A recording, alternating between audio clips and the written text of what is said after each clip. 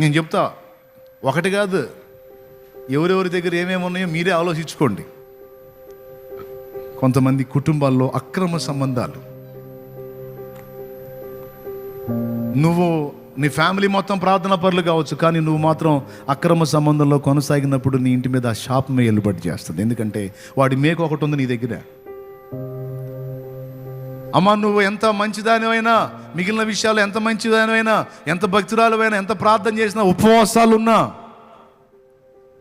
ఆ మేకుని పీక్ అవతల పడేయకపోతే, ఏది అక్రమ సంబంధం అనే మేకుని బలవంతంగా తెంచి అవతల పడేయకపోతే, నీ దీవెనలు కూడా శాపాలుగా మారిపోతుంటాయి. మొహమాటం లేకుండా చెప్తున్నాను నేను. తొలగించాలి, నిర్దాక్షిణ్యంగా వాటిని విసిరి అవతల కొట్టాలి.